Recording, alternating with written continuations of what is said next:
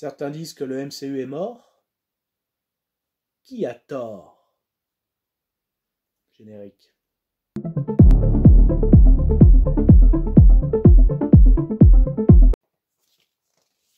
Salut à tous, c'est Fab et aujourd'hui on va parler film cinéma avec le dernier Marvel, Thor, Love and Thunder, donc Amour et Éclair, donc le dernier film du MCU.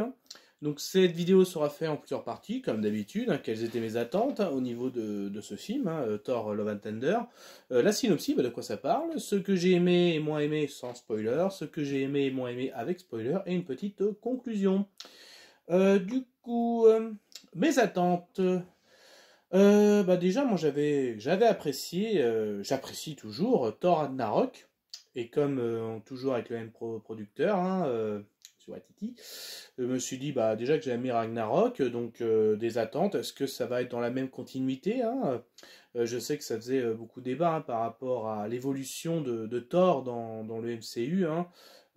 C'est vrai que au tout début du MCU, à l'apparition de Thor, que ce soit dans les Avengers ou au moins ces deux premiers films, on avait vraiment l'image du dieu nordique, voilà.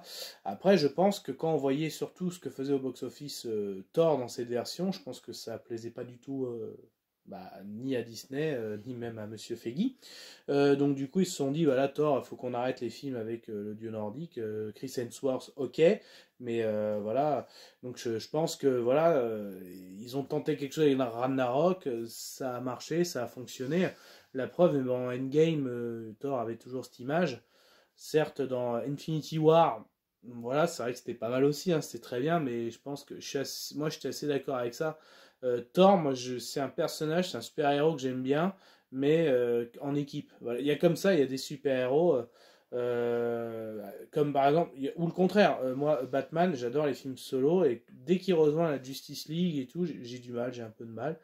Là, Thor, c'est pareil, mais l'effet contraire. Thor tout seul, j'ai du mal, mais dès qu'il est avec les Avengers ou avec un groupe, ça passe tout, ça passe. Voilà, donc ça dépend, voilà, c'est le ressenti et ça reste mon avis aussi. Donc, est-ce que j'ai bien aimé l'évolution? Est-ce que ça allait dans la même continuité? Voilà un petit peu mes attentes. Est-ce que ça allait dans la continuité de Ragnarok? Bon. Du coup, de quoi ça parle? Alors, les événements se passent après Endgame, je rappelle, après Endgame. Attention, spoil de Endgame si vous ne l'avez toujours pas eu.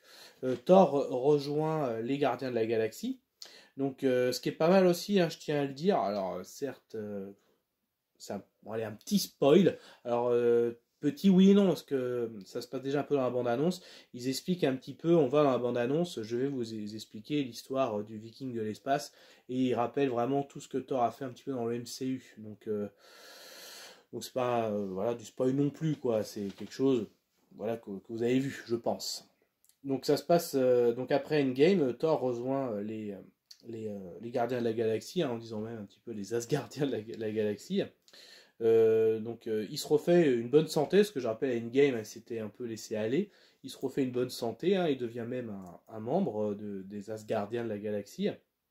Mais voilà, il sent qu'il n'est pas à sa place dans cette équipe. Et donc, il va retourner, bien sûr, aider d'autres personnes, parce que je rappelle, les Gardiens de la Galaxie, dans toute la galaxie, ils veulent aider un peu tout le monde qui est en détresse. Et forcément, à un moment, il y a beaucoup d'appels en détresse. Et là, quand il voit des personnes, donc une personne qui connaît bien, notamment des dieux qui connaissent, il se dit, moi, je vais aller aider cette personne, vous allez aider les autres personnes. Et là, ils se disent bien, voilà, je ne suis pas à ma place. Donc on va continuer nos missions, mais chacun de notre côté. Les gardiens, vous allez dans un endroit et Thor va aller dans un autre endroit. Et on va vite se rendre compte que justement qu'une personne, en gros, s'en prenne aux dieux. Et forcément, ça interpelle aussi Thor. Thor est un dieu aussi, je rappelle. Donc forcément, Thor va mener son enquête avec sa petite équipe qu'on connaît déjà par rapport à ce fameux tueur de dieux. Alors, qu'est-ce que j'ai aimé, qu'est-ce que j'ai moins aimé, sans spoiler. Alors oui, pour moi, c'est dans la continuité, ça reste mon avis, je rappelle, c'est dans la continuité de Ragnarok.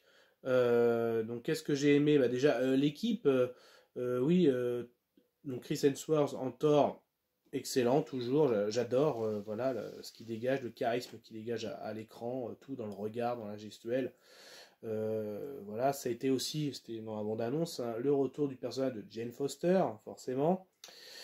Donc j'ai bien aimé aussi, hein, c'était pas pareil ma préférée hein, dans les personnages, mais voilà, bon petit retour. Donc pareil, donc le personnage de Valkyrie, j'ai bien aimé aussi, voilà, tout la petite bande, hein, j'ai vraiment bien aimé. Le méchant aussi, hein, Gore, j'ai bien accroché aussi à l'histoire, son histoire. Puis Christian Bale, très belle prestation de Christian Bale, hein, voilà. Donc en méchant là, dans l'univers de Marvel, j'ai bien aimé aussi. Donc là, en gros, ça résume ce que j'ai bien aimé. Donc les personnages. Qu'est-ce que j'ai bien aimé? Donc les scènes avec Thor, j'ai bien aimé aussi. Voilà. Donc j'ai bien aimé les scènes avec Thor. Ça reste un film de Thor, hein. Donc scène de combat, ouais, j'ai bien aimé. Donc c'est de bonnes petites scènes. Voilà, j'ai passé vraiment un bon moment. Ce que j'ai peut-être moins aimé, c'était la prestance des dieux. On voit ça dans la bande-annonce, hein, avec Zeus, tout ça. Ça, j'ai un peu moins accroché. Alors, j'ai bien accroché la scène de combat que j'ai dit auparavant, les scènes de combat en général. Mais sinon, là, l'histoire, tout ça, ça, j'ai un peu moins accroché à cette scène avec les dieux. Donc, ça, c'est un peu. Là, j'ai un peu moins aimé. Mais sinon, voilà, j'ai passé un bon moment. Moi, qu'en plus, le ressenti que j'ai en ce moment de Marvel, c'est que c'est en descendant depuis Endgame justement. Par contre, les deux poids lourds qui restent répondent présents au cinéma. À mon avis, ça reste Doctor Strange et Thor. Pour moi, c'est les deux survivants, les deux poids lourds de l'après Endgame au niveau des personnages Marvel. Hein, je parle et du MCU, donc Marvel au cinéma. Et j'ai envie de dire, heureusement, ces deux poids lourds répondent présents. Donc pour résumer, en gros, je n'accroche pas aux films qui sont sortis depuis Endgame, à savoir Shang-Chi, Les Éternels, etc., etc. Pareil au niveau des séries, je n'ai pas accroché par exemple à Miss Marvel, même à Loki. Voilà, j'ai bien accroché par exemple à Falcon et Winter Soldier, j'ai pas accroché. Il y a que WandaVision que j'ai vraiment bien accroché et Hawkeye. Voilà. Mais pareil, mais dans les films, par contre, pour moi, ce qui sauve, à mes yeux, en ce moment, ça reste mon avis, ce qui sauve le MCU, c'est au cinéma, c'est les deux poids lourds, à savoir, là, j'ai Doctor Strange, Multiverse of Madness, et Thor, Love and Thunder. Donc, en gros, Doctor Strange et Thor, pour l'instant, les deux poids lourds restants, mènent la barre, j'ai envie de dire, voilà. Donc, voilà, en gros, sur ce que j'ai aimé, moins aimé, sans spoiler. Donc, oui, j'ai passé une bonne séance de cinéma, je vous conseille d'aller le voir. Donc, alors évidemment, si vous avez détesté Ragnarok, voilà, j'ai dit, pour moi, c'est resté dans la continuité. Donc vous risquez de ne pas aimer Thor Love and Thunder. Donc après, voilà, je tiens à vous dire aussi, ça reste aussi que mon avis, j'ai envie de dire, faites vos propres avis. Et je pense que je vais continuer, mais on va passer dans la partie spoiler. Donc je laisse un petit laps de temps. Ok, donc si vous êtes resté, c'est que vous avez vu Thor Love and Thunder et vous voulez partager l'avis, ou alors vous ne l'avez pas vu, mais vous en fichez complètement d'être spoilé. Donc du coup... Ouais, beaucoup aimé les scènes de combat. J'ai envie de dire, dans la partie spoiler, je vais pas m'éterniser plus que ça, j'ai envie de dire. Alors pourquoi, vous allez dire, pourquoi tu fais une partie spoiler?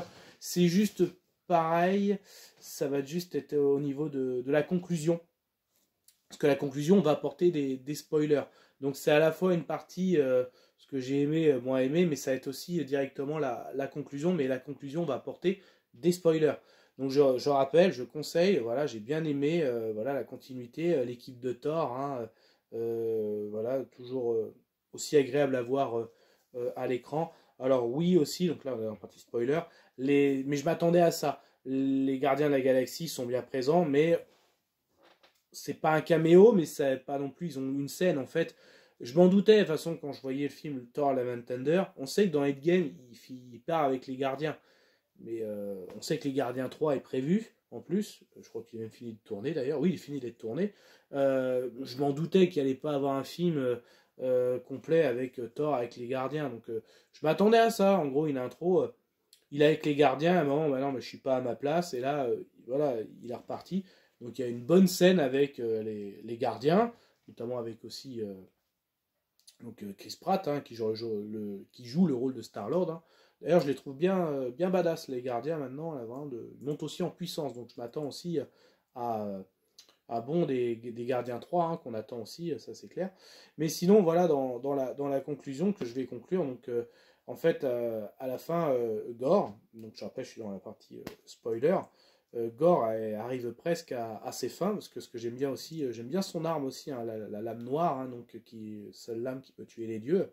Donc il est presque à la réussite de son objectif, à savoir tuer tous les dieux à la fois.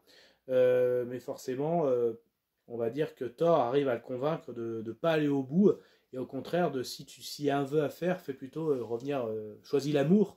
Et on sait que Gore a perdu sa fille, et c'est pour ça que justement j'aime bien son histoire. Il a perdu sa fille, et parce qu'il implorait les dieux de sauver sa fille, notamment de la famine et de la sécheresse. Il a été déçu, et comme justement la lame noire le choisit, et là, forcément, vu que les dieux ne l'ont pas suivi dans ses prières, il se met à tuer déjà son premier dieu à lui, hein, de Gore, et après à tuer tous les dieux, quoi, suivre la malédiction. Mais à la fin du combat, le discours de Thor, il est convaincu, et son vœu, il fait revenir sa fille.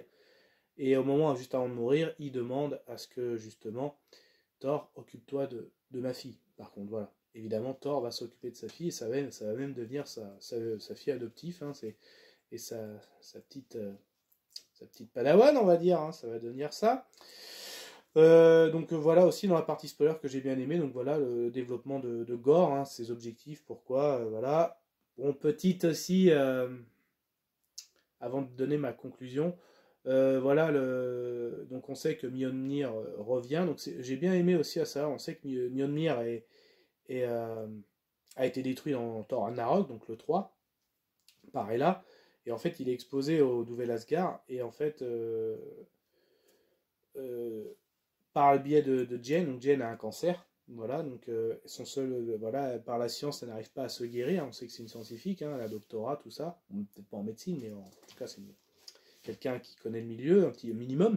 Et en fait, quand elle va voir, elle dit qu'elle a entendu les appels de Mjolnir, et quand là, Mjolnir s'est recomposé et est devenu Lady Thor, comme on dit. Et en fait, on a vu aussi que par le passé, Thor avait demandé une promesse à Mjolnir, promets-moi que tu la protégeras toujours. Donc forcément, un lien a été fait avec Mjolnir et Jane. Et justement, il y a un petit jeu de... ça m'a rappelé, moi, le film de la coccinelle. Donc c'est... Thor a aussi une histoire entre Stonebreaker et Mjolnir. En gros, Stonebreaker est un peu jaloux de Mjolnir. Donc ça fait un petit peu le jeu, le vieux film de la coccinelle. Là. Donc l'objet, tu sais aussi, c'est pas ce qui m'a plu, mais ça m'a pas trop déplu non plus. Ça reste un peu dans le délire, parce que le personnage que prend Thor. J'y vais, parce que je dis que j'allais conclure, mais j'ai toujours pas conclu. Bon, la conclusion, bah j'en suis toujours dans la même conclusion que j'ai eu pour Miss Marvel. Voilà, ça sent vraiment le Young Avenger à plein nez, hein, pour la conclusion. Pratiquement tous les personnages ont un petit padawan, quoi, voilà. Hein. Excusez-moi l'expression, c'est pas le même univers, mais je pense qu'on s'est compris. La future équipe d'Avengers, donc on sait qu'on a un futur Captain America, hein, qui est Falcon, enfin Falcon est devenu Captain America. Voilà, on sait que Hawkeye, il a Kate Bishop. Potentiellement, Captain Marvel va avoir Miss Marvel. On sait que par héritage aussi, hein, Mademoiselle Stark, Mademoiselle Lang, hein, voilà, petite Ant-Man, Ant-Girl, j'en sais rien. Potentiellement, Hulk va avoir sa cousine, She-Hulk. Doctor Strange, America Chavez. Et là, on a Thor qui a la fille de Gore. Donc on sent, moi je sens le flambeau arriver, hein, ça va arriver, hein, ça c'est clair. Hein. Pour moi, voilà ce que je comprends en conclusion. Même si on nous a dit que Thor allait revenir, hein, voilà, parce que. Mais bon, sans vous dévoiler, où il y a que 2 scènes post-génériques. Mais voilà, en gros, pour conclure, voilà. Oui, j'ai passé un bon moment, je vous conseille d'aller voir ce film. Faites votre propre avis. Et en gros, je sens les Young Avengers arriver à plein nez. Hein. Voilà.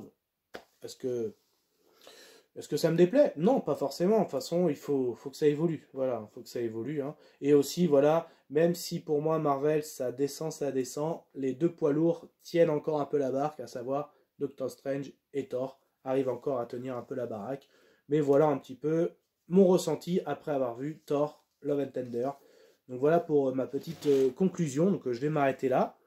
Et ben, Kenavo.